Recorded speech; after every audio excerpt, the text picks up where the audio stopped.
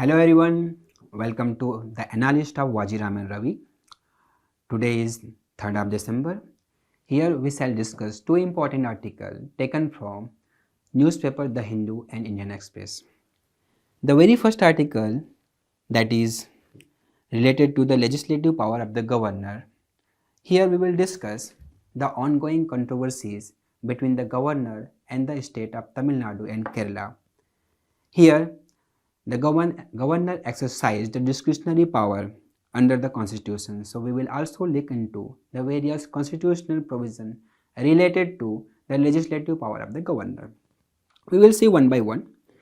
And the next article is related to the ongoing climate summit that we also known as Conference of Party 28.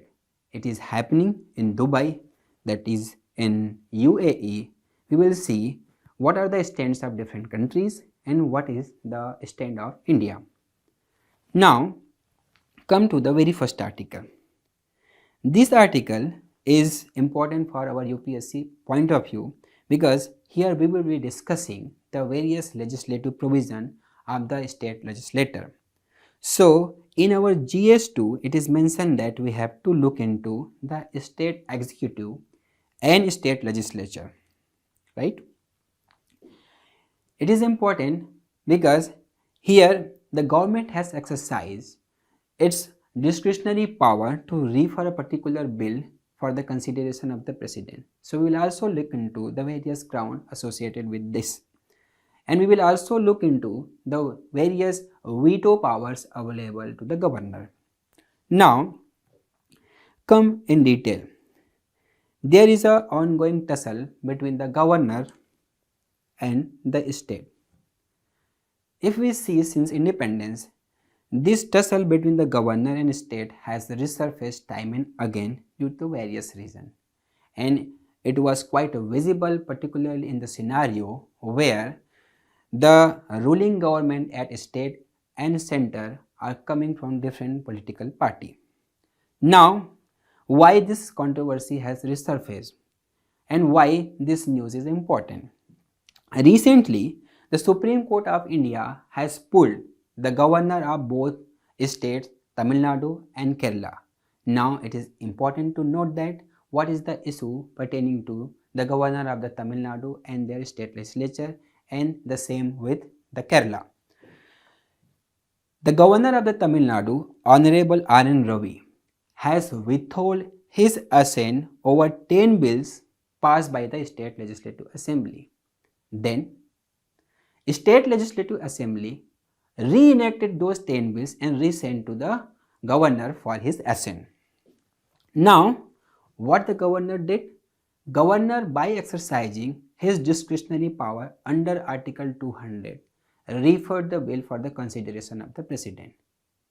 So it is important to note that why this bill is referred to the president and what are the constitutional provisions, right? So all these things we will look into one by one. Now what is the issue with the Kerala? Kerala governor Arif Muhammad Khan was sitting over 8 bills that is passed by the Kerala Legislative Assembly for over 2 years. So here the question arises, can a governor sit on a particular bill for indefinite period of time? Are there any provisions in the Indian Constitution that talks about a particular time framework related to the assent? We will see one by one. Now come to the state legislature. If we see the state legislature, it comprises state legislative assembly and legislative council, if any. If a particular state does not have a legislative council, so we will omit that, and the governor. So if we see this composition, then governor is one of the integral part of the state legislature. Why it is integral? Because in order to become a bill to act, the assent of the governor is very essential. Without his assent, a bill cannot become an act. Now, come to the governor. What are the constitutional provisions related to the governor? Governor's provisions are mentioned in Chapter 2 of Part 6, wherein Article 153 to Article 162 deals with different provisions of the governor. Now, What does this Article 153 says? Article 153 says that each state shall have a governor.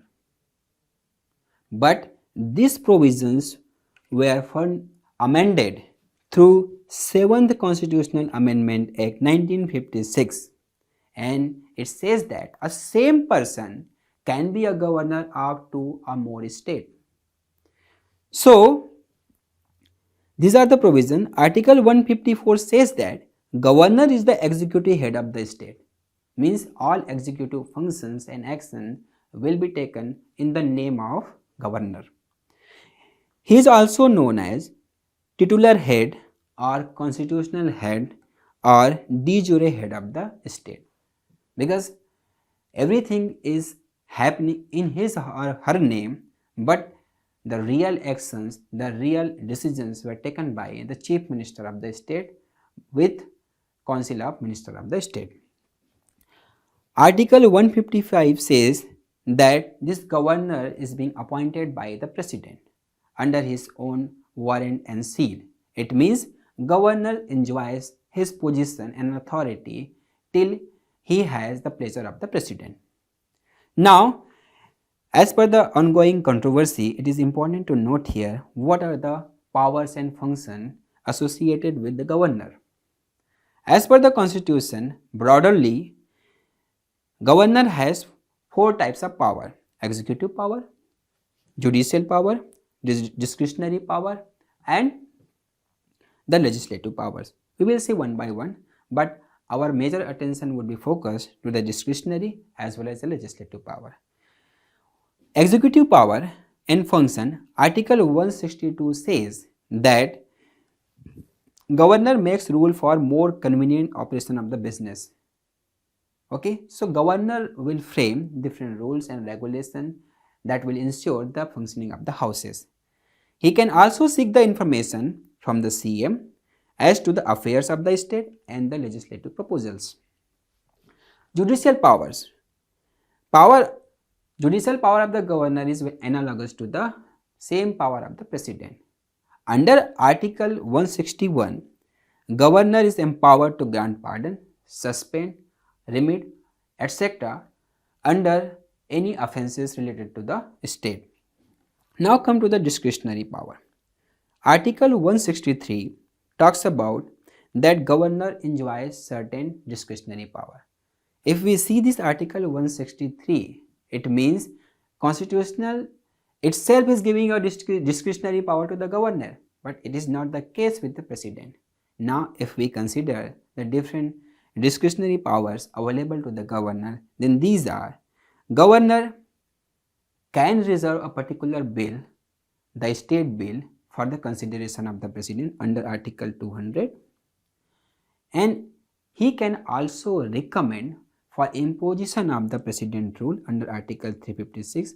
So these all are discretionary, means a particular function, a particular thing is discretionary. It means it is not bound by the advice of council of minister headed by the chief minister of that state. With respect to the administering union territory without legislature also, governor exercises his discretionary function. Now, with respect to the 6th schedule that talks about the administration of Assam, Meghalaya, Tripura, Mizoram. So herein, while determining the royalty to tribal district council, governor is given a discretion. Now come to the legislative power of the governor. When a bill is passed by the state legislative assembly, then in order to become an act, for assent, the bill is sent to the governor. Under Article 200, now entire scenario depends on the governor. Now governor are left with different choices. These are the following choices. Governor may give his assent to the bill. Once the assent is given to a bill, then a bill become act.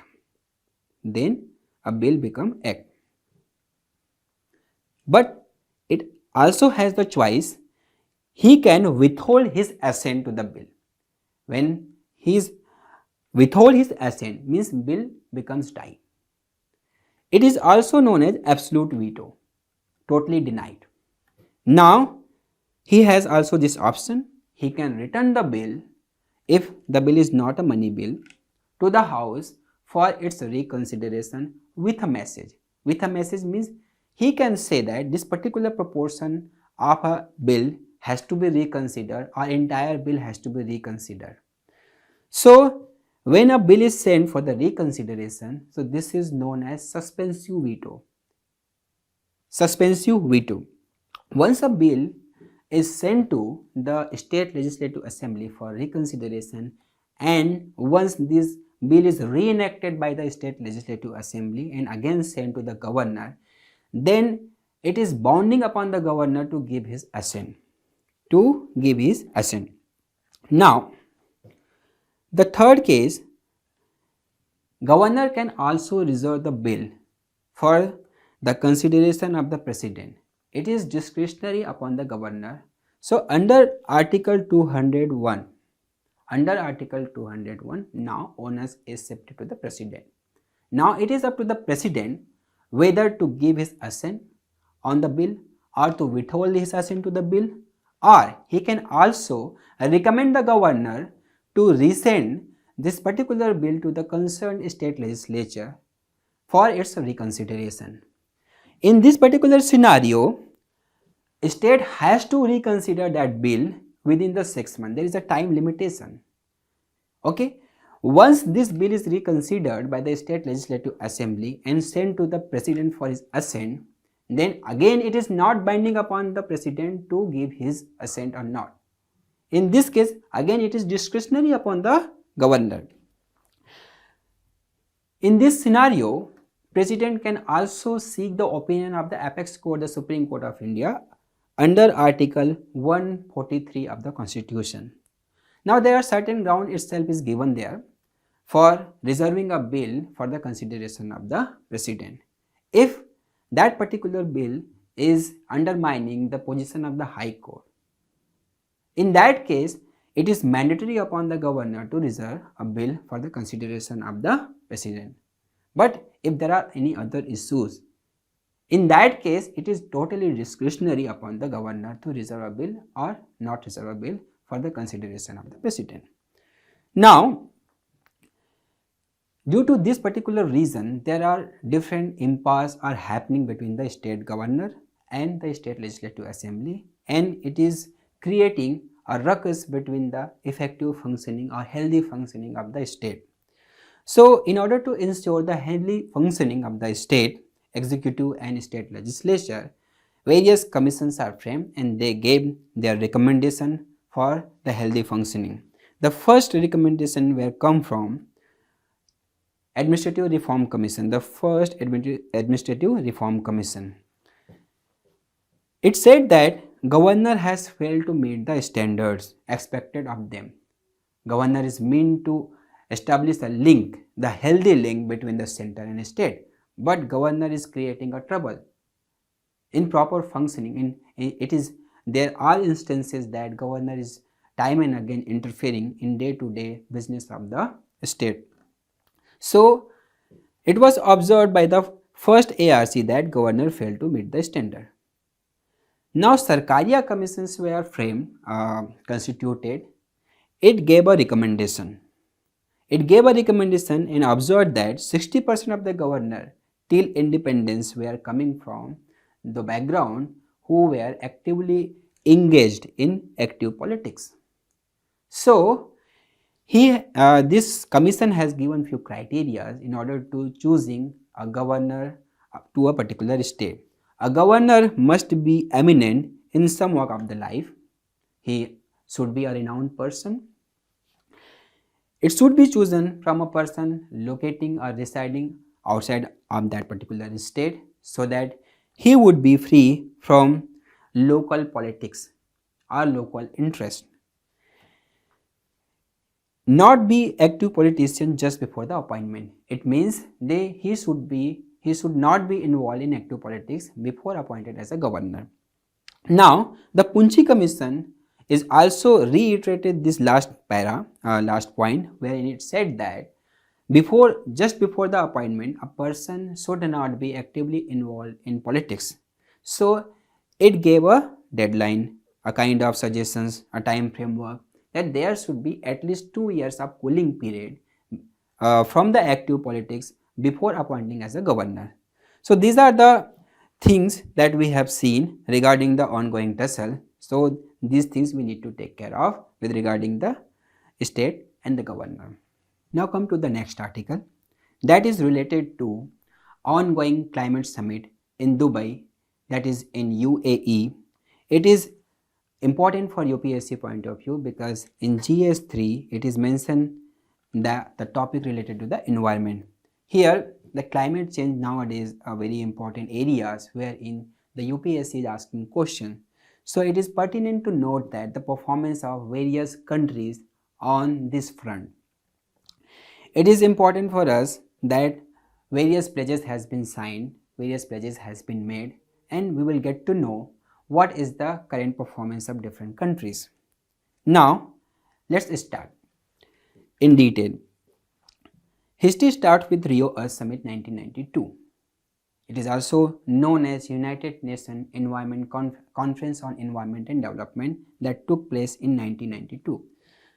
Under this Rio Earth Summit, a very important framework convention came into the picture that is also known as United Nations Framework Convention on Climate Change, in short UNFCCC. Under this ambit, there were a party that is known as Conference of Party. It is a highest decision-making authority on the climate change. They are meant to frame a policy for reduction of greenhouse gas and ensure the arresting the recent rise in global warming. The very important protocol that took place in Kyoto, it was also known as COP3, wherein some binding commitments were made for the developed countries, but similar type of commitments were not made for developing countries. Under this Kyoto Protocol, there were 3 mechanisms. The first one is the International Emission Trading. It is also known as Carbon Trading Platform. The second one is Clean Development Mechanism, and the third one is Joint Implementation. Now we will get to know one by one. Under this International Emission Trading, here both the parties are coming from the developed nations. Here there would be a quota. Let's suppose this is the country A and there is a country B. There are allotted a quota of 80 billion ton per year, and the B is allotted with a quota of, let's suppose, 70 billion ton. In a particular year, let's suppose A exhausted all its quota of 80 billion ton and B exhausted only 40 billion ton and left with 3 billion ton of additional quota. So this 30 billion ton of additional quota can be purchased by this country A and emit the extra greenhouse gas. So this is all about the carbon trading that take place. Now come to the clean development mechanism.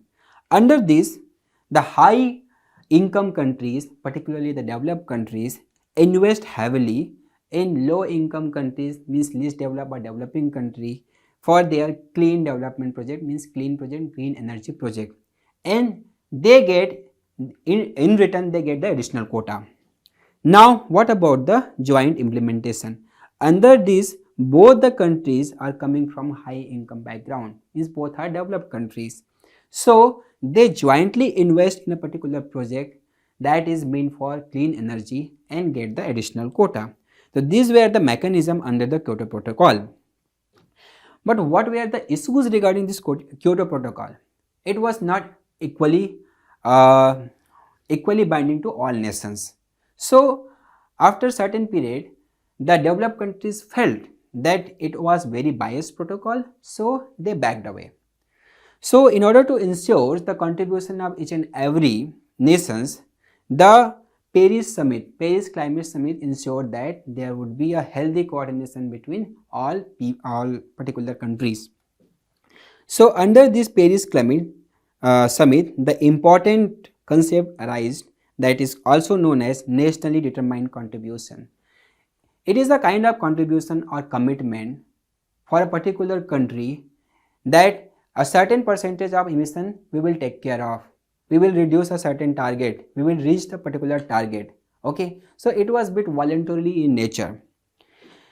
Under this Paris Summit, there were another important provision is that the regular reporting on emissions and implementation were ensured. So it is although not binding to everyone, but reporting is binding. You have to report what is your progress, what is your set target, how much you have made a progress, and what extra that has been taken care of. So these are all things that we have to take care. Now, the other important provisions of the Paris Agreement are here the countries emphasize that they together will limit the global rise in temperature below 2 degrees centigrade by 2100. Meanwhile, they further emphasize that this rise in temperatures they will try to put under 1.5 degrees centigrade but not beyond that. There are provisions that they will review this emission reduction effort by different countries every 5 years. So, periodical review with respect to the reduction is made compulsory. Here, the most important provision is the climate financing. That developed country will channelize $100 billion of fund annually towards the assistance of the developing nations. Here, the adaptation to the climate change and transitioning to the renewable energy is given more emphasis. Now, come to the emission strategy, emission stats of different nations, particularly the most important nation is the China, then USA and European Union and India. If we see their per capita income and also the absolute emission, per capita emission and absolute emission, we'll get to know that China is the biggest emitter of the carbon dioxide. Then USA comes in the picture at second position, then European Union, then India. So India stands at 4th place. Now come to the successor COP, that is COP26 that took place in Glasgow. Here the pledge that all countries were made in Paris Summit were revised. The review took place and they further emphasized that they will give a renewable push for the renewable energy. They will also collaborate in one sun, one world grid under the umbrella of International Solar Alliances. This International Solar Alliance is a pioneer of India and France. By exercising this, mission life were implemented. Life means lifestyle for the healthy environment. Under this Glasgow summit, India mooted a Panchamrit goal. Under this Panchamrit goal, India pledged to increase its non-fossil energy capacity to 500 gigawatt by 2030. India will meet 50% of its energy requirement from the renewable energy by 2030. India also committed to reduce the projected carbon emission by 1 billion tons by 2030 from the present level. By 2030, India will reduce the carbon intensity of its economy by 45%. By 2070, India will achieve the net zero target. Now, what do we mean by this net zero? Net zero means nothing like there should be a zero emission. Net zero means a balance of emissions should be zero, means there would be certain percentage of the emission and those percentage of the emission must be offset by absorption through different mechanism, be it carbon sequestration or carbon capture. If we see the other countries' place, China pledged for net zero by 2060 and United Nations pledged for net zero by 2050 and also she will spend additional $555 billion to boost the renewable power and electric vehicle. Now come to the ongoing COP, that is COP28. Here the most important pledge that is put to sign is Global Renewable and Energy Efficiency Pledge. Under this pledge, the countries aims for tripling the already installed renewable energy capacity to at least 11,000 gigawatt. Here the countries also aims to double the energy efficiency by to 4%. The important fact here is the US and the Brazil, who is the second and third largest emitter, has signed this pledge. But most importantly, the China and India, who is the first and fourth largest greenhouse gas emitter, are yet to sign. Although this COP is still running on, it will end by the end of the 12th of December. So major outcome, the final outcome is yet to come. Now what are the criticism? The criticism, the bone of contention we can say, is the CBDR, common but differentiated responsibility. The developing countries are emphasizing on relying on this CBDR, common but differentiated responsibility, that it is the responsibility of the developed nation that they should take the onus of reducing the greenhouse gas emission at higher level compared to the developing countries. Now equity. Equity means we have to consider the past of the nation. What is the size of economy? How much progress the particular nation has done? So it should not be equally distributed to every nation. Means it is the developed nation who contributed more in emission of the greenhouse gases. So they are responsible, and they should take this accountability that they have larger role to play in reduction of the emission. Global carbon budget. Developing countries is mooting for that the carbon budget should be taken globally. Herein we have to take the account of the emission done by the developed nation. Okay, so if we see this carbon budget, then since they are the major contributors, so they are the one who has to take the major responsibility. But the developed nations are denying this fact. Developed nations are emphasizing that this burden should be shared by the developing nations.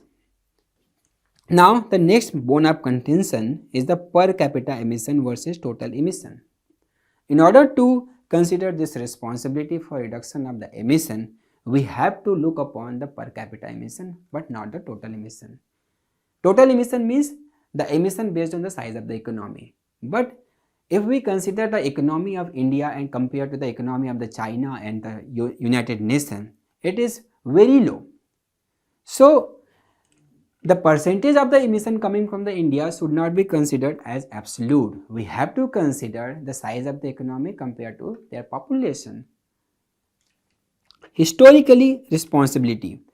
If we see the industrial revolution that took place in the West, so at that time this Western nation invested heavily in thermal power plant, coals and other things. So they are the major contributor for the emission of the carbon dioxide gas. So they should be held responsible and they should share the bigger responsibility in reducing the greenhouse gas emission. Now, lack of binding commitments. Another major issue is that the lack of binding commitment upon all nations, and also there is an absence of enforcement mechanism to ensure such commitment. And the last one is the financial commitment. If we see the spending pattern of different nations, we will get to know that the percentage of fund allotted to the development of green development project is very low compared to the spending in military. So it is high time to consider their spending and rationalize for the healthy and safe climate to the entire nation. So as COP is yet to come final, so the final result is yet to come. Thank you.